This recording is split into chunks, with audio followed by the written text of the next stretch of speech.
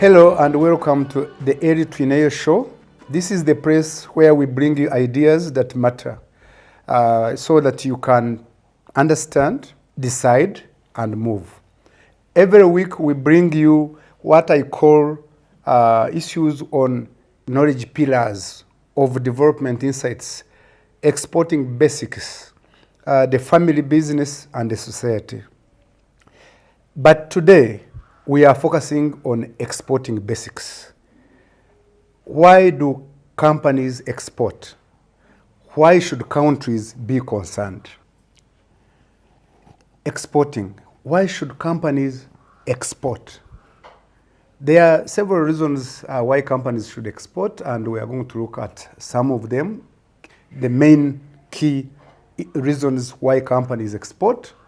And one of them is that companies need to get foreign exchange. When you export, you get foreign exchange. You get a currency that is not in your country. And this is important for companies. They can use foreign exchange to buy raw materials that they don't produce within the country. They can use this money to buy machinery and parts for their factories and for their industries. The other reason is that when you export, you expand the market. When you have been producing and selling in your domestic or local market, and you export, you have expanded the market. You have widened the market. You have more customers. You have more clients if you are a service. This should bring in increased revenues. You should bring in increased sales and annual turnover. But also, when you export, when you sell out of your country, when you cross borders, you spread risks. You spread risks, what we call spreading market risks.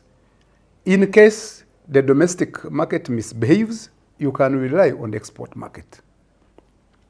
But also enjoying economies of scale. Once you have a bigger market, obviously you need to produce more for the bigger market, which includes the domestic and export market. And if you are going to buy in bulk and transport your goods in bulk, you are enjoying what we call economies of scale. So the costs will reduce and annual turnover will be good.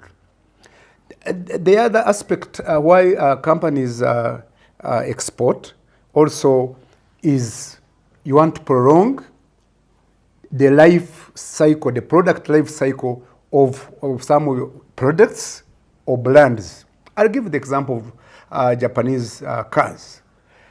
In Japan, they drive these vehicles for some time and they sell them to other markets, especially developing countries.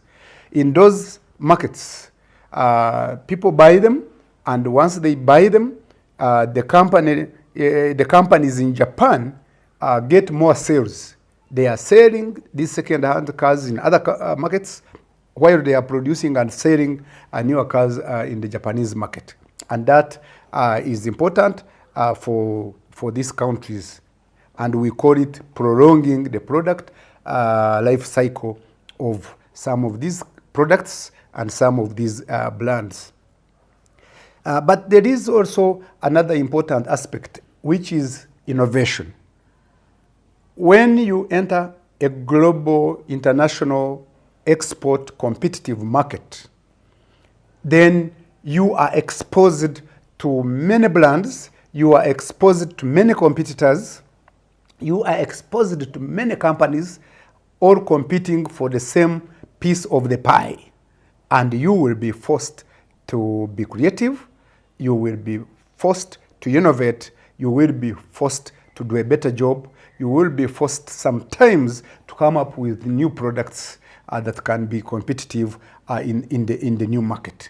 So this is important all the time, but also don't forget that by being in all these markets, you are spreading market risk, which is also a challenge when you are dealing in one market. When one market fails, the other one comes in, as I had told you before. Ladies and gentlemen who are watching me from different parts of the world, let me mention to you that exporting has challenges. We have looked at the benefits, we have seen the benefits, but there are also some risks.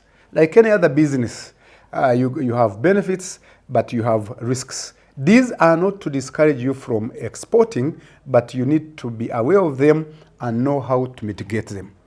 Ladies and gentlemen, this show takes place every Friday, and I do invite you to watch it, to listen to us. Thank you very much.